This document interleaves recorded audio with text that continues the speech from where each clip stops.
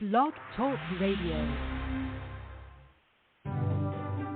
Live from Washington, D.C., it's Quintessential Listening, Poetry Online Radio.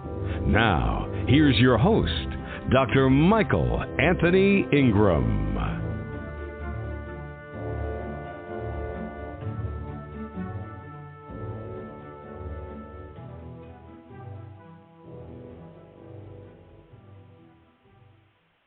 Hello, everyone. This is Michael Anthony Ingram. Welcome to the program. My very special guest today is poet Kawsar Khalil. He will join us shortly.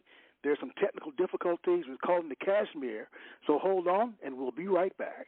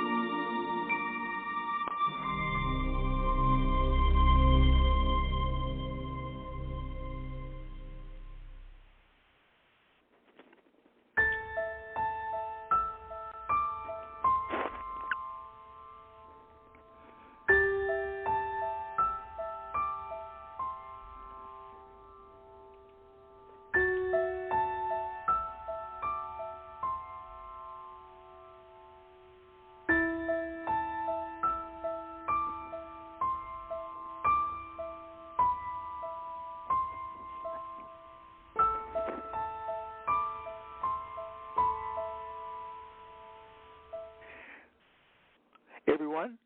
Let's see if Khalil can join us.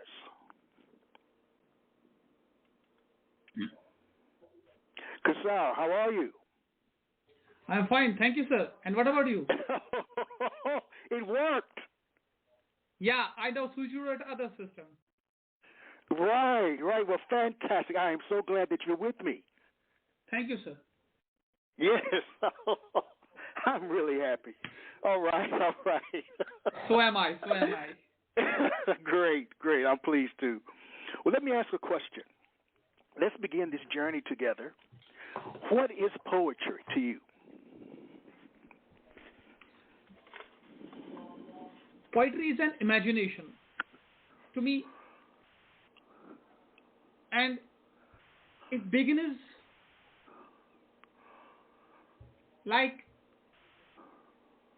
collecting an ocean within a jar of emotions and varied thoughts. Very Poetry is nice. Very nice. Please continue. I'm sorry. It's a type of literature when once it is put into force, it strikes the strings of one's heart and goes deep inside. It leaves a very deep impression on the thoughts of a person.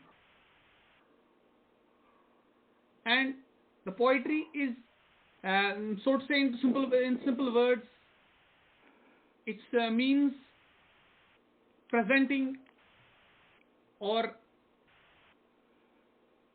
depicting something literary in a very short and in very crisp manner.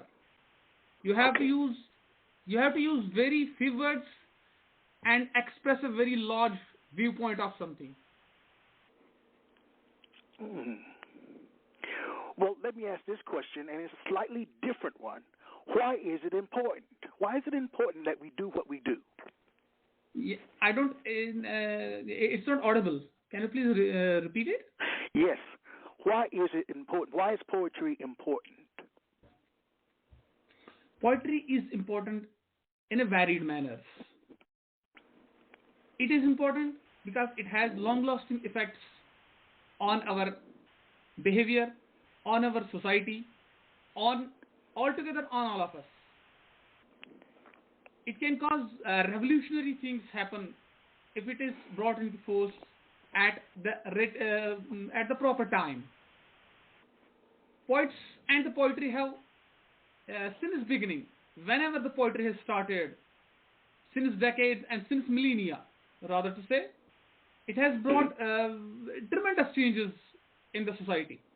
So it's important because it has the power, it has the force to bring changes, that require changes, that bring into the upliftment of the society. I know that Urdu poetry is known as the language of emotions and love. Yeah. Can a person be called a poet if they don't feel strong emotions? Yeah, that Urdu is not only related to emotions and love and amorousness. There have been revolutionary things happening in Urdu since times. There have the new poets have arrived. There is philosophy. There is and other sorts of things have been expressed through poetry. It's not. I don't think it's only about love. It's only about romance, and it's only about amorousness. All right. It's about the totality of things. Yeah, there is vitality in Urdu language as well. Yes, very beautiful. Please share a poem. Yeah, sure. Right now, I have one poem lately written, Together We Can. The title is Together We Can. It is a poet's inner feeling. How can the poets bring changes, and how can a poet or a brethren of poetry force the new vision into the society. Let us start with it. Being a poet doesn't mean speaking and writing every time about the hypothetical dreams with aimless thought or some rhyme. Inherent duty of the one who belongs to this fraternity, that deception be undone and no lexical jugglery. Nobody is allowed this prowess to behave like a literary despot, heal the cracks not in duress, and divine water wash the smut. I live in a land where people do exist in flesh and bones. They eat and wear as all do. Why under my ribs, Mr. Agile Moons? Come all of us hold the placard, as if on the horizon a sweet rainbow. Come all of us hold the placard, as if on the horizon a sweet rainbow, and keep it always on the record, to win the race by steady and slow. To win the race, be steady and slow. Together we can beat the beast. Together we can stand afresh. Together we can deal for peace. Together we can seize the unrest. Thank you. That was very powerful, sir. Thank you, sir. Very powerful. As you think about the body of your work, your body of work, what are some of the predominant themes of which you write about?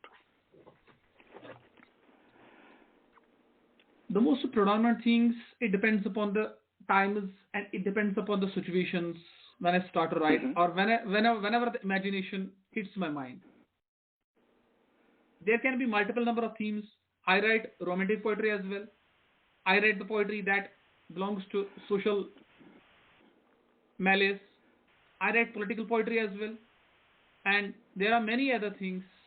I have varied sorts of poetry that I am inclined to. I'm not just focusing myself to one thing or a particular a part of poetry.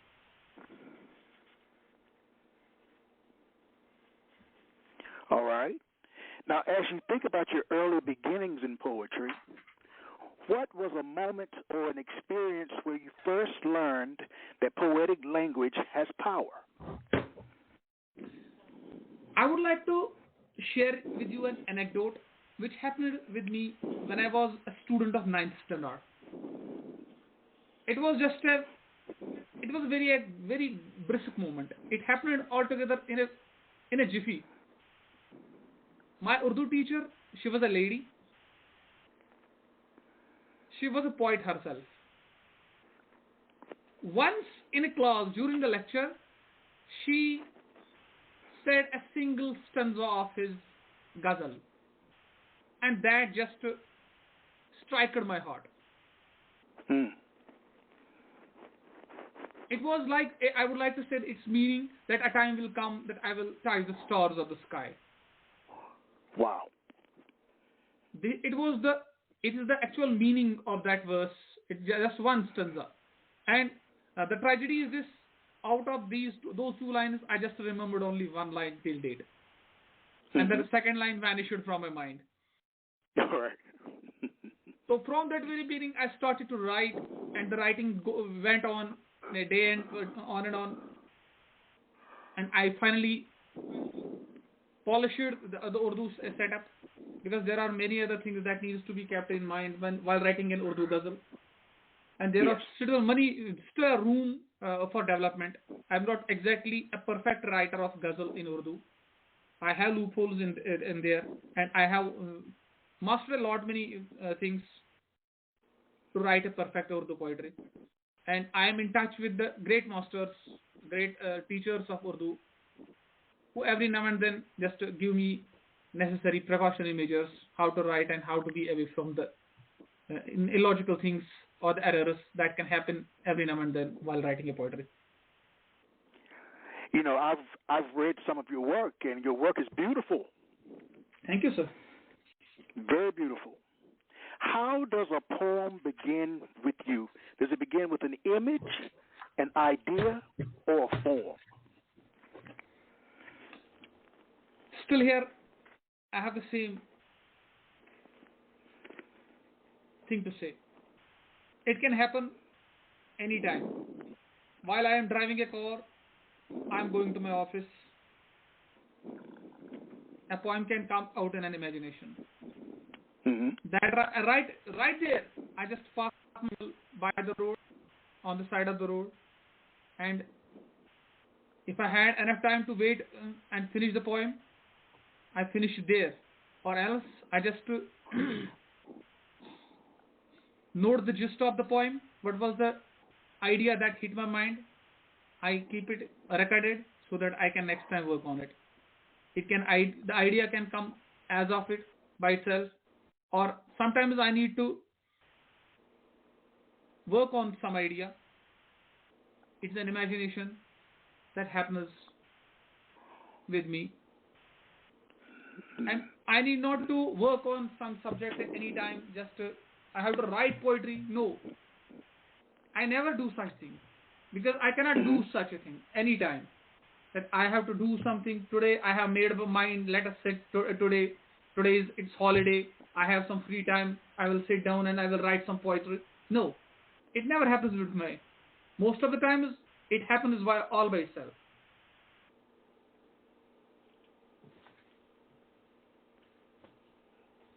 Please share another poem. Thank you, sir.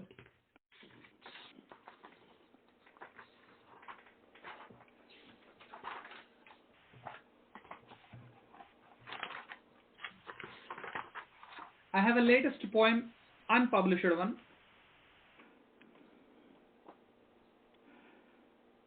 It is again. It's about the political brazenness in our homeland, and its title is Identification Period.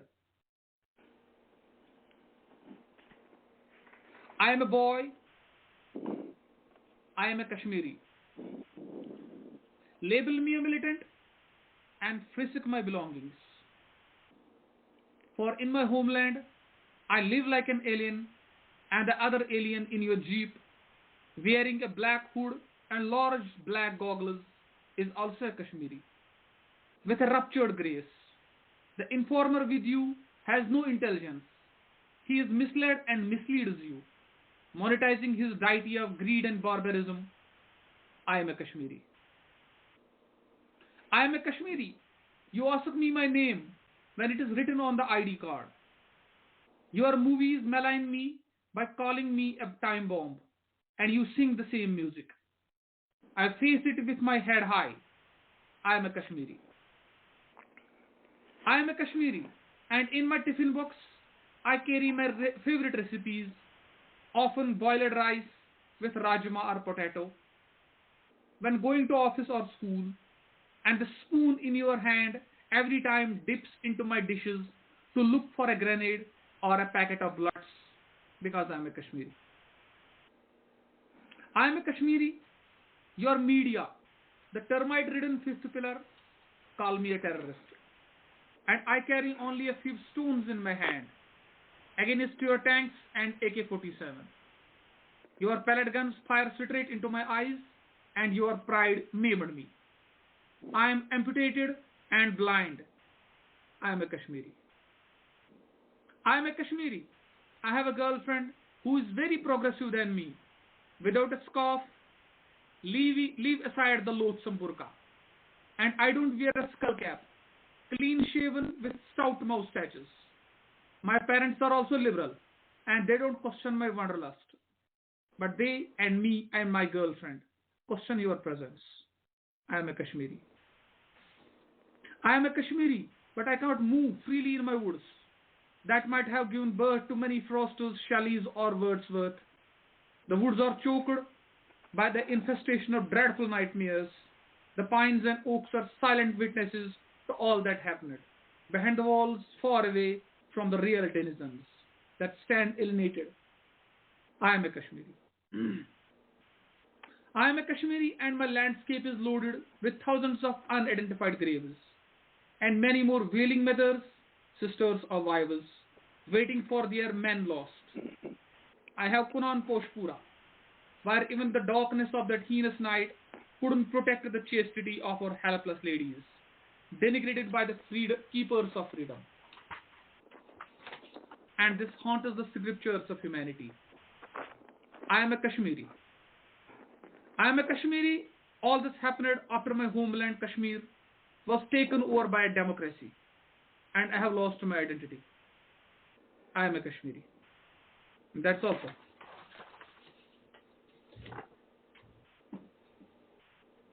You know, that really touched me. You're very proud of your heritage. Yes, sir. That's the way it should be. To be proud of one's heritage. Yes, Wow. sir. Yes, sir.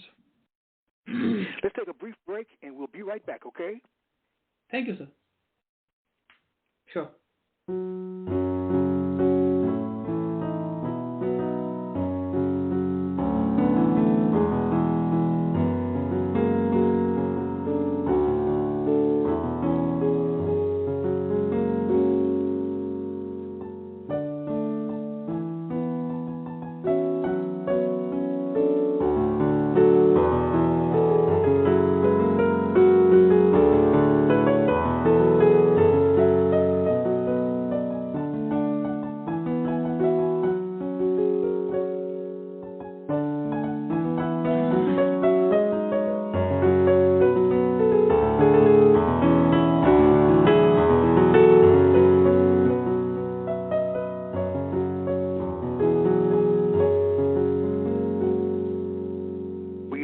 I'm here with the fantastic poet. Welcome back. You know, welcome back. All great writers have great writing influences. Who are some of yours, and what makes them great in your eyes? Since I have started writing in Urdu, and I, in the very first beginning, wrote some poems in my own mother tongue, Kashmiri as well. Mm-hmm. Because, but I later left that. It is the tragedy that in our schools, from past 30 years, we are devoid of being taught our mother tongue. Perhaps it's the only homeland on the globe where the mother tongue is not taught. Mm. So I could not get the comprehensive knowledge of my own mother tongue. Though I am in touch with it, I am learning afresh the literary nuances of the Kashmiri language, and I will switch over to my mother tongue as well very soon. There are some poets from Kashmir as well. They are mystical poets who have influenced me since beginning. There is one of our most prominent mystical poet. He was a mystical poet, and he was a who helped in the spread of Islam in Kashmir Valley. He moved from place to place, from village to village, across the stretches of the valley, and with his mysticism and that peace-loving Sufistic traditions, this Islam spread across the length and breadth of the valley. He was Sheikh Nuruddin Nurani Rahmatullah Alayh. Currently, so to tell you, to keep this thing on record, I have already started translating his works into English. These are 4-line stanzas. Most of the poetry is 4-line stanza, and I have started translating them into English. He is one of my inspirations. And from Urdu side, from the very beginning, I started reading Ghalib, Iqbal, and one more is Ahmed Faraz. Ahmed Faraz is the latest one. Mm-hmm. But the one who kept for long-lasting effects on my poetry was Mirza Ghalib. You might have heard of him. He is considered the king of the Urdu language, Urdu poetry. Later, Allama Iqbal, who is called the poet of the East, he too he is a philosophical poet. He has the many influences upon me. And now on the English side, since I have switched over to English lately, but as a subject, I have read most minimally pieces from Shakespeare, Wordsworth, Keats, and I loved them very much. I have started again going through their works because they are indispensable for me. If I couldn't go through them, I cannot get the best of the poetry. Wow. I cannot learn the best of the Urdu English poetry, which I need to reinforce in due course of time. Yes. Let's imagine for a moment that a poem is like a cake that you eat. All right? Yeah? All right. What would be some of the prevalent ingredients that go into making that cake? What goes into making a poem? What goes into making a poem as if it was a cake? Cake. Yes. Making a poem. The best thing is that your ideas should be clear. The clarity of thought should be the most prominent thing in front of you. There should not be any kind of hypocrisy. If you are going to use refuse sugar into the cake, it won't long last. Its taste will be very nasty to the mouth, and your taste buds will totally reject it. So, if a critic thinks what the thing is doesn't suit a person by himself, to his heart or her heart, and he starts to express them in her words through poetry, that won't work because he is not himself implementing the thing on himself first. So the clarity of thought, the clarity of vision, and the wide variety of a wide outlook, learning the dimensions of a particular theme on which a person is writing. All the dimensions are to be kept in mind, so that only a very powerful poem which can have very deep, inspiring progress on the readers can happen.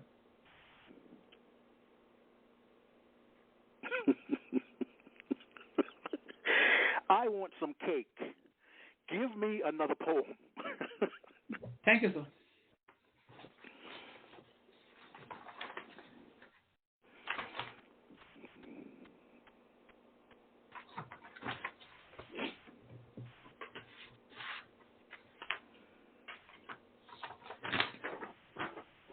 I have one more poem which is still unpublished.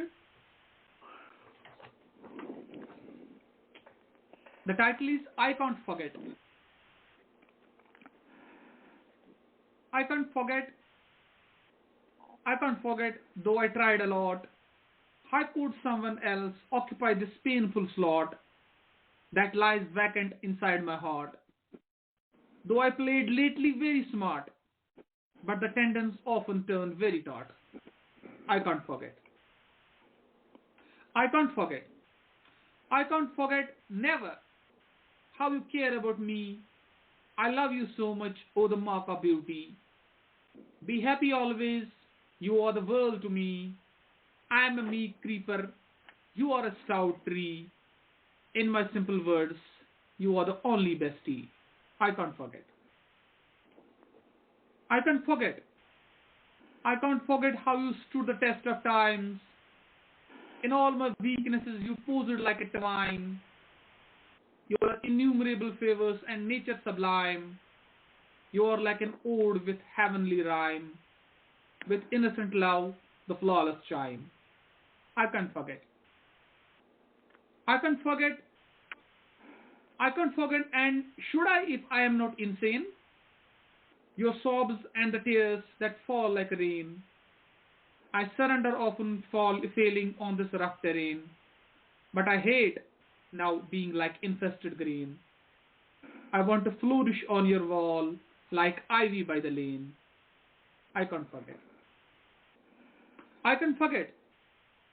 I can forget that you are the mark of excellence like eyes on the face. Think if the nose is chipped off, where lies the grace? Or the scar appears on lips or ears, leaving behind an ugly mark or a trace. This means that in simple terms, everything has its space. I can't forget. I can't forget. I can't forget though in the world full of insatiable forgetfulness, where all the intricate designs have turned mess. Uncertainty is largely bare and undress, the only weapon to be kept abreast is to plunge out of mental unrest. But I can't forget. Thank you. Oh, wow. You know, they say that to see the world with complete honesty, one should look to comedians, artists, and poets. What do you think emerges naturally from your work? What emerges from you, my friend? What emerges from you? It emerges what I understand, what my heart and what my mind, what my senses feel, what's happening around myself. I cannot think blankly into an open vacuum. Things are happening around me. There are good things happening around me, and I have to write in favor of them as well. And there are bad things happening around as well. And I have to protest against them as well. As a sane human being, as a sensible person, I have to be on toes to say spade a spade. And the best quality of a poet is this, that he always comes at the front foot, and he tells the people around himself, whether from the public or from the higher echelons of the society, who run the rails, who rule the roost, that where you are right and where you are wrong, and where you are right and how you can be wronged. You have to be cautious about these things. And where are you wrong, and how can you put yourself out of those wrong things? So a poet is a great influencer. He can influence, and there are innumerable examples in history where poets have influenced society at large, and they have been revolutions altogether. There are examples from Europe, there are examples from West, there are examples from Central Asia, there are examples from Southeast Asia, there are examples from India where poets, whether they have been court poets or they have been public poets, they have elaborately, they have extensively guided the public, and they have extensively guided the rulers as well. So there have been poets who have used this property, this quality for wanton desires. These are just subliminal things. They are just traces out of the large chunk of body. But most of the poets can do wonders at times.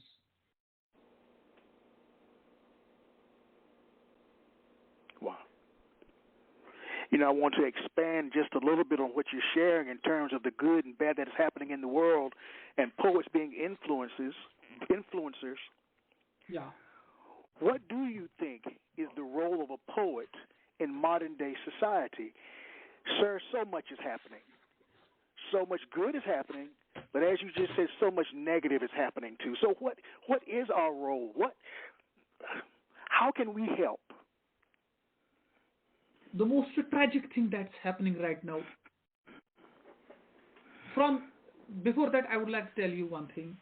I would like to express my inner desire, inner feeling, that this poetry goes to the highest, most zenith of its excellence in those days when there is degeneracy in the society. When the degeneracy is overcome, this poetry loses its sheen. Why?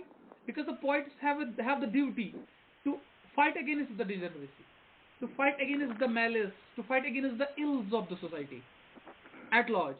Once the ills are over, these poets and the poetry are taken to back foot.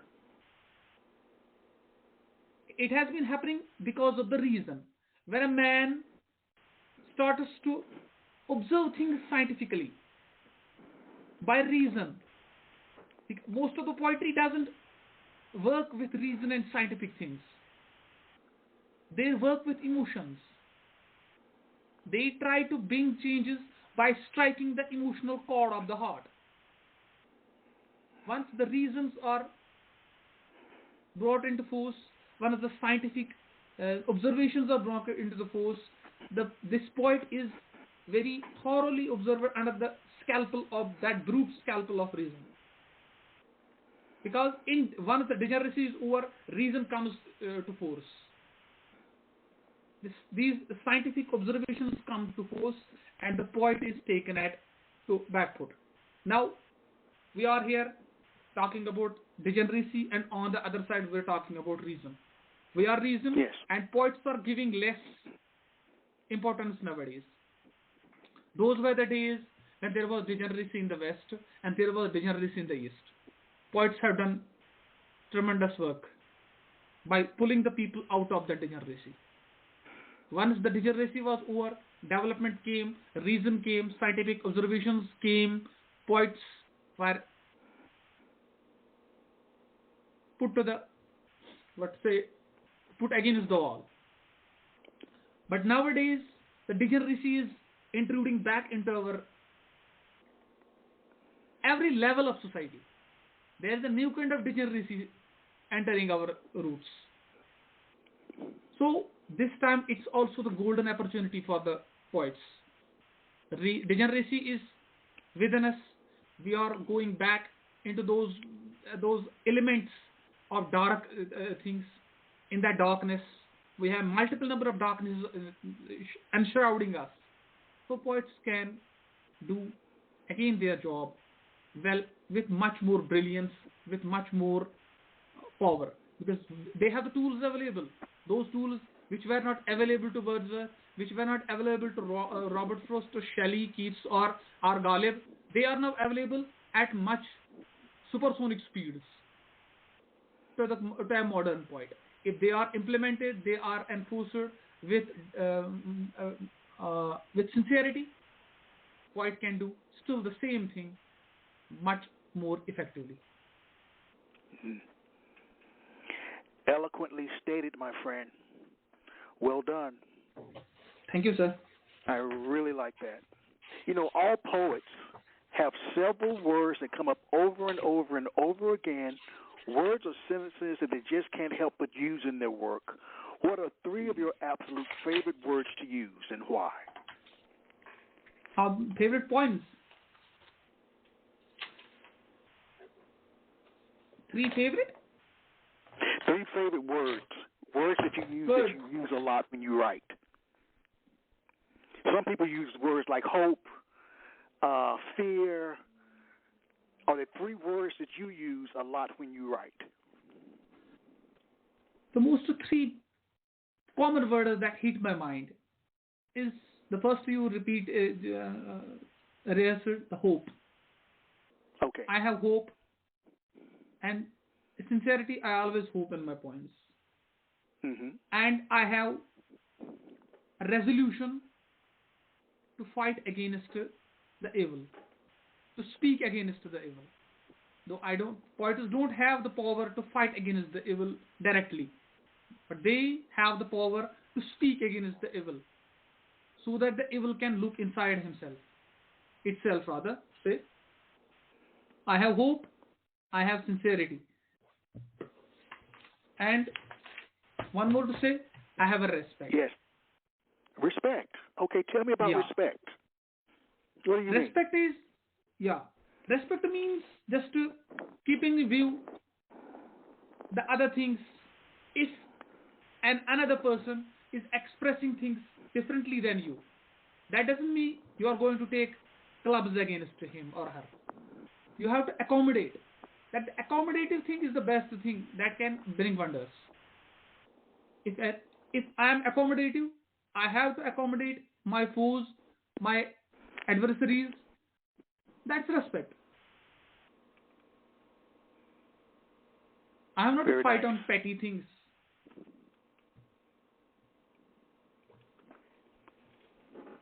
Let's take a brief break, sir, and we'll be right back, okay? Thank you, sir.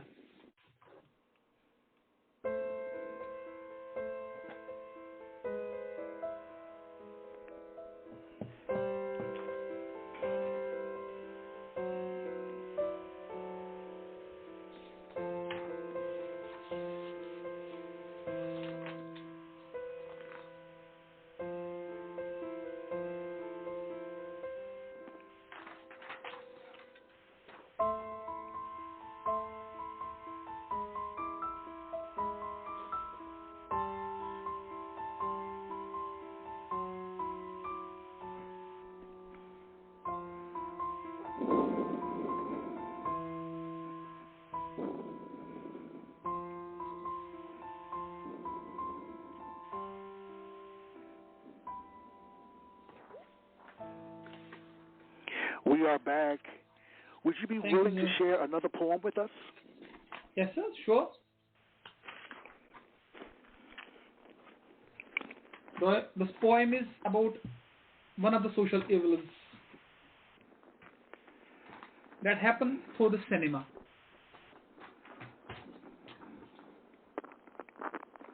Title of the poem is Cinematic Woman Empowerment.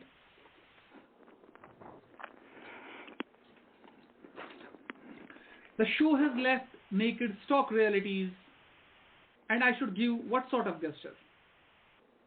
Insanity rules the roost and no humility, the community of fair sex and this violent rupture. Imagine, fair lady, how are you made to earn? It's only your body they think their asset. I will earn wrath and brains might burn. Look, your graces clunk on the greedy doctor's ticket. Every man comes in reels like an executive, but you appear as if from uncultured tribals. Don't loathe me, just to give it thought's few. Beauty is in soul, not in tanned cuticle. I told the truth. I even should haven't thought. May consider the righteous mind, what home we brought. Thank you, sir. Oh, wow. You know, your poems have amazingly detailed titles. What role should a title play in a poem? The title plays a very vital role in a poem. I always prefer to choose a title which has a very deep meaning, because it lets me focus on the point and come to a very conclusion in depth. Most of the time I fix the title first and later on I work on the title. That makes me to make my things clear, make my imagination and my thoughts pristine and clear like the day.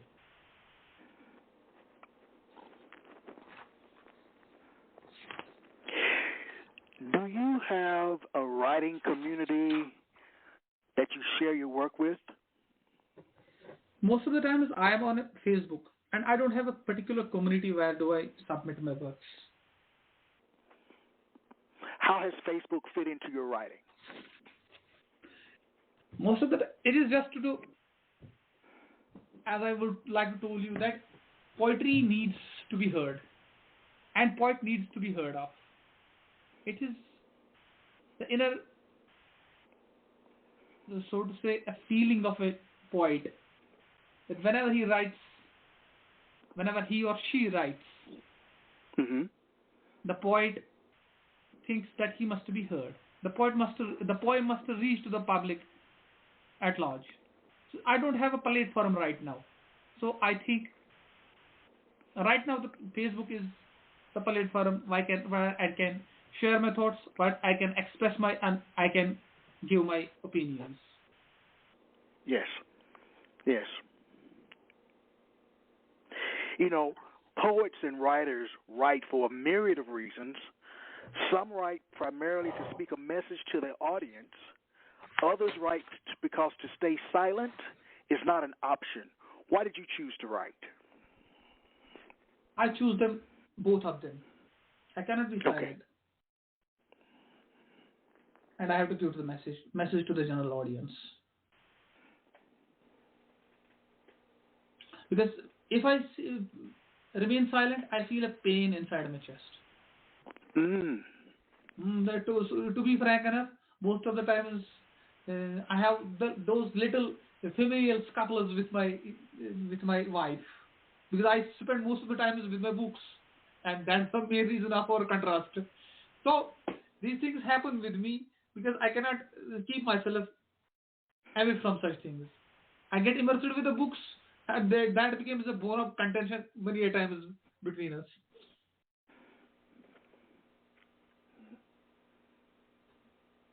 You're a fascinating man. Thank you, Fascinating sir. man.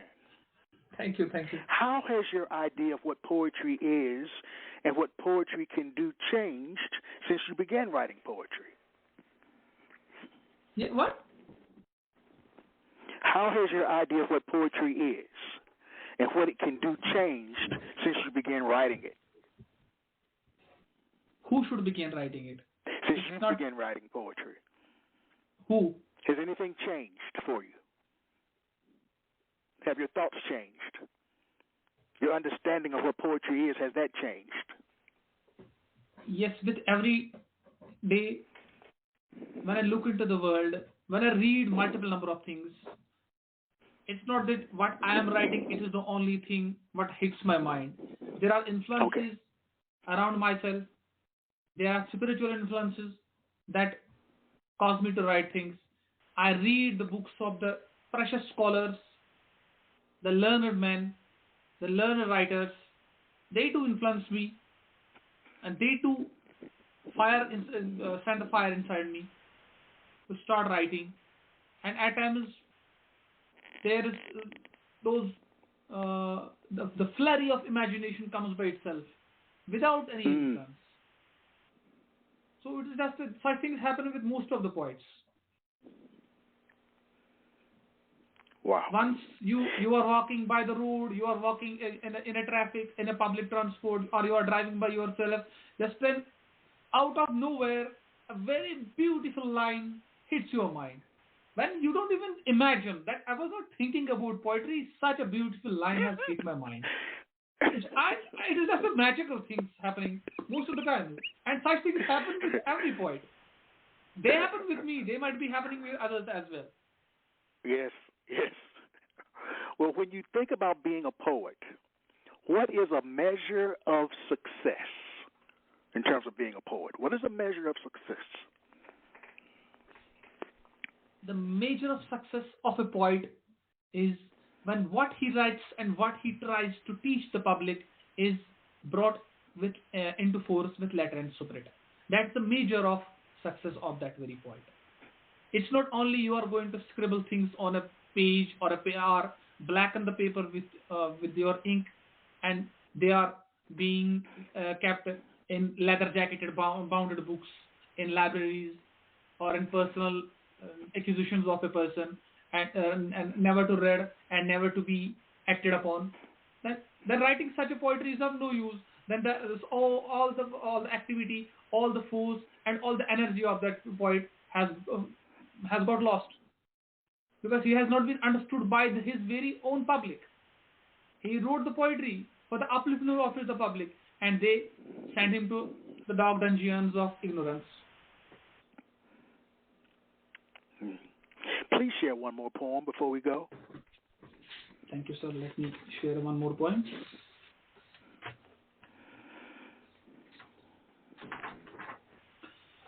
I'm going to share one more poem, Lamentations of a Fable. One evening, walking in a vibrant mood, I stumbled upon a hot, propitious food. There I met a daughter of a stone, who spoke to me in a lighter tone. It was a smooth pebble lying beside the track. On its mumble I was suddenly taken aback. Told me she was once an unwavering rock, taunting the lazy arms of the clock. Deep inside boasting on the unfathomable majesty, diseased to the marrow by such pathetic travesty. Then one day something slipped beneath. It was a grain of sand that acted as a sheath. Then came a breeze and the stone creaked. The energy turned into pathos, and it turned meek. One day it slipped down the slope. Into small pieces the rock broke. Who knows it was to land in mid-road, further broken by the crane who thereby strode. A nasty boy came by roaming free, took the flint, tossed it from the screen. The friction with nature through water, iron and more gave the flint enough chances to explore. With the cruelty of time, sharp edges became blunt. All the bad traits of pride finally turned defunct. Opinions in haste and multiple concerns, fear of nature, fear of the future and thoughts of others, jealousy and acerbity, stripping inner impotence, and bragging signed as a mark of inelegance. Now at last came the precious time to pray and be in a resignation, for this pride is the only barrier and food to the hottest reincarnation. Thank you, sir. Wow. Sir, yes, question sir. for you. Yeah, Do sure. you think you were meant to be a poet? Yes. Tell me more. From the inner feelings of my heart, I have been a poet since I started writing when I was 13 years of age. I gradually developed my poetry, learned new things, and I am still in the process of learning. Since the life it's a continuous learning process, till a man reaches the grave, he is still incomplete in knowledge. Even if a man lives a million of years, he will remain incomplete in knowledge. Because there's every time new things are happening, new advances are happening, knowledge is developing itself, new imaginations are happening. So I as a poet think that I am a poet and I was a born poet. And I should contribute to the larger good of the society. And I think it's my duty to do so. Oh, wow. Very nice. I Thank you, want to thank you for spending time with me. Thank you, sir. All the way from the Kashmir. I cannot believe we made a connection and that it turned out so nice. Thank you, sir. Yes. It worked better than the previous meeting we had with one of our esteemed poetess. That yes. day it made things worse and we couldn't connect properly with each other. Yes. Well, I knew that you were a talented man when we first met. So I wanted you to be on my show. Thank you, sir. Thank you. Yes. Well, I want to thank you again for joining me. I want to thank our listening audience for tuning in today. As I share every week on this show, let poetry ring, be safe, and take care of yourselves. Until next time, Quintessential Listening Poetry Online Radio. Good night. Thank you, sir. Good night. You have just listened to the Quintessential Listening Poetry Online Radio Podcast with your host, Dr. Michael Anthony Ingram. Subscribe to our podcast on iTunes, Spotify, or Stitcher. And make sure to catch our next episode.